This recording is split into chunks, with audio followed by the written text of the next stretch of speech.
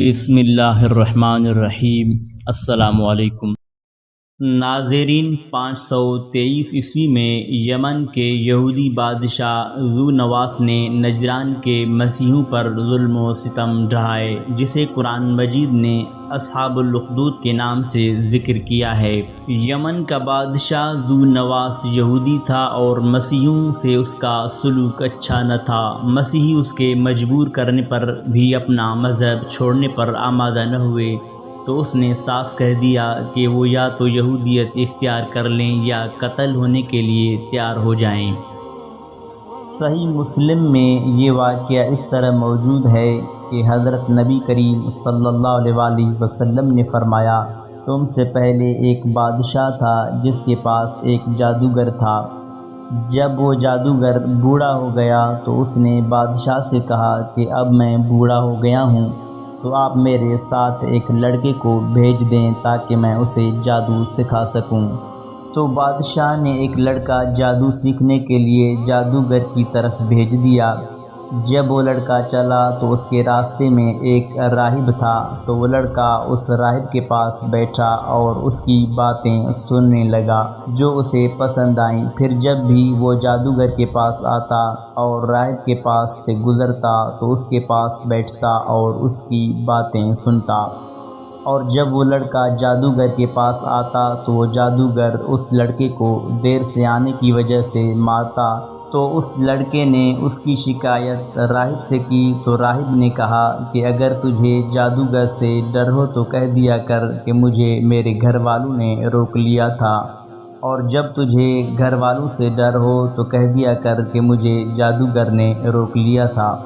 ناظرین، اسی دوران ایک بہت بڑے درندے نے لوگوں کا راستہ روک لیا۔ جب لڑکا اس طرف آیا تو اس نے کہا کہ میں آج آزماؤں گا کہ جادوگر افضل ہے یا راہب افضل ہے، اور پھر جب ایک پتھر پکڑا اور کہنے لگا، اے اللہ، اگر تجھے جادوگر کے معاملے سے راہب کا معاملہ زیادہ پسندیدہ ہے تو اس درندے کو مار دے تاکہ لوگوں کا آنا جانا آسان ہو جائے۔ اور پھر وہ پتھر اس درندے کو مار کر اسے قتل کر دیا اور لوگ گزرنے لگے۔ پھر وہ لڑکا راہب کے پاس آیا اور اسے اس کی خبر دی، تو راہب نے اس لڑکے سے کہا، اے میرے بیٹے، آج تو مجھ سے افضل ہے۔ اللہ تبارک و تعالیٰ نے تجھے بڑا فضل و کمال عطا فرمایا ہے، کیونکہ تیرا معاملہ اس حد تک پہنچ گیا ہے جس کی وجہ سے تو عنقریب ایک مصیبت میں مبتلا کر دیا جائے گا۔ پھر اگر تو کسی مصیبت میں مبتلا کر دیا جائے تو کسی کو میرا نہ بتانا۔ اور وہ لڑکا اللہ تبارک و تعالیٰ کے فضل و کرم سے مادرزاد اندھے اور کوڑھ کے مریضوں کو تندرست کر دیتا تھا۔ ناظرین، اسی دوران بادشاہ کا ایک ہم نشیں اندھا ہو گیا۔ اس نے لڑکے کے بارے میں سنا تو وہ بہت سے تحفے لے کر اس کے پاس آیا اور اسے کہنے لگا کہ اگر تم مجھے شفا دے دو تو یہ سارے تحفے جو میں یہاں لے کر آیا ہوں وہ سارے تمہارے لیے ہیں۔ اس لڑکے نے کہا کہ میں تو کسی کو شفا نہیں دے سکتا، شفا تو اللہ تبارک و تعالیٰ دیتا ہے۔ تو اگر اللہ تبارک و تعالیٰ پر ایمان لے آئے تو میں اللہ تبارک و تعالیٰ سے دعا کروں گا، وہ تجھے شفا دے گا۔ پھر وہ شخص اللہ تبارک و تعالیٰ پر ایمان لے آیا تو اللہ تعالیٰ نے اسے شفا عطا فرما دی۔ پھر وہ آدمی بادشاہ کے پاس آیا اور اس کے پاس بیٹھ گیا جس طرح کہ وہ پہلے بیٹھا کرتا تھا۔ بادشاہ نے اس سے کہا کہ کس نے تجھے تیری بینائی واپس لوٹا دی؟ اس نے کہا کہ میرے رب نے۔ اس نے کہا، کیا میرے علاوہ تیرا اور کوئی رب بھی ہے؟ اس نے کہا، میرا اور تیرا رب اللہ تعالیٰ ہے۔ پھر بادشاہ اس کو پکڑ کر اسے عذاب دینے لگا، تو اس نے بادشاہ کو لڑکے کے بارے میں کہا۔ پھر جب وہ لڑکا آیا تو بادشاہ نے اس لڑکے سے کہا کہ اے بیٹے، کیا تیرا جادو اس حد تک پہنچ گیا ہے کہ اب تو مادرزاد اندھے اور کوڑھ کے مریض درست کرنے لگا ہے؟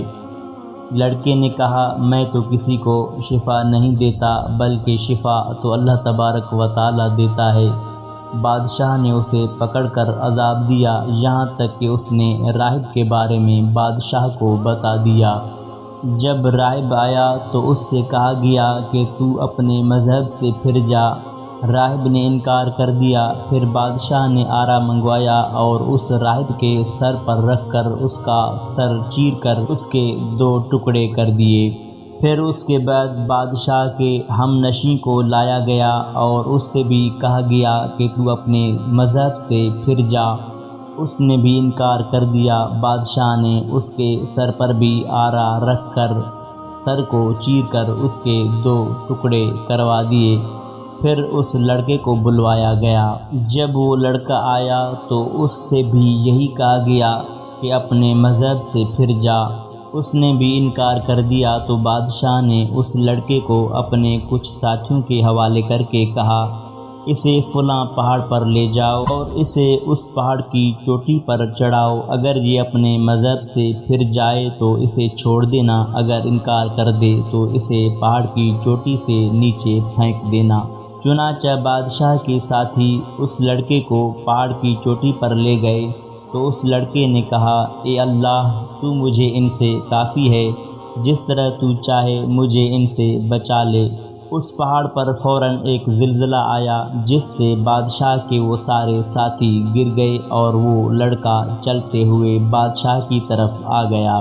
بادشاہ نے اس لڑکے سے پوچھا کہ تیرے ساتھیوں کا کیا ہوا؟ لڑکے نے کہا اللہ تبارک و تعالی نے مجھے ان سے بچا لیا ہے۔ بادشاہ نے پھر اس لڑکے کو اپنے ساتھیوں کے حوالے کر کے کہا اسے ایک چھوٹی کشتی میں لے جا کر سمندر کے درمیان میں پھینک دینا۔ بادشاہ کے ساتھی اس لڑکے کو لے گئے تو اس لڑکے نے کہا اے اللہ تو جس طرح چاہے مجھے ان سے بچا لے۔ پھر وہ کشتی بادشاہ کے ان ساتھیوں سمیت الٹ گئی اور وہ سارے کے سارے غرق ہو گئے اور وہ لڑکا چلتے ہوئے بادشاہ کی طرف آ گیا۔ بادشاہ نے اس لڑکے سے کہا تیرے ساتھیوں کا کیا ہوا؟ اس نے کہا کہ اللہ تبارک و تعالی نے مجھے ان سے بچا لیا ہے۔ پھر اس لڑکے نے بادشاہ سے کہا تو مجھے قتل نہیں کر سکتا جب تک کہ اس طرح نہ کرو جس طرح کہ میں تجھے حکم دوں۔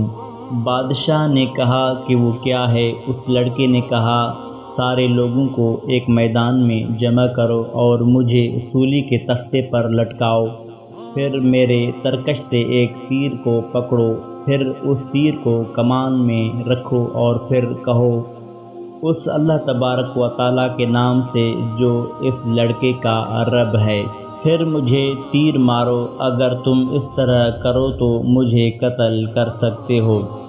پھر بادشاہ نے لوگوں کو ایک میدان میں جمع کیا اور پھر اس لڑکے کو سولی کے تختے پر لٹکا دیا، پھر اس کے ترکش میں سے ایک تیر لیا، پھر اس تیر کو کمان میں رکھ کر کہا اس اللہ کے نام سے جو اس لڑکے کا رب ہے، پھر وہ تیر اس لڑکے کو مارا تو وہ تیر اس لڑکے کو جا لگا اور وہ شہید ہو گیا۔ تمام لوگوں نے جب یہ منظر دیکھا تو کہا ہم اس لڑکے کے رب پر ایمان لائے، ہم اس لڑکے کے رب پر ایمان لائے، ہم اس لڑکے کے رب پر ایمان لائے۔ بادشاہ کو اس کی خبر دی گئی اور اس سے کہا گیا تجھے جس بات کا ڈر تھا اب وہی بات آن پہنچی ہے کہ لوگ ایمان لے آئے۔ یہ بات سن کر بادشاہ نے خندق کھودنے کا حکم دیا، پھر خندق کھودی گئی اور اس میں آگ جلا دی گئی۔ بادشاہ نے کہا جو آدمی اپنے مذہب سے پھرنے سے باز نہیں آئے گا تو میں اس آدمی کو اس خندق میں ڈلوا دوں گا۔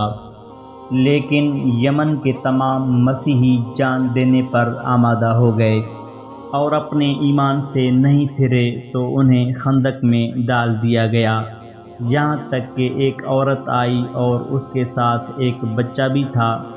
وہ عورت خندق میں گرنے سے گھبرائی تو اس عورت کے بچے نے کہا اے امی جان صبر کر کیونکہ تو حق پر ہے۔ ناظرین، اس کے بعد خدا کا عذاب نازل ہوا اور بادشاہ کے ساتھ اس کی قوم بھی تباہ ہو گئی۔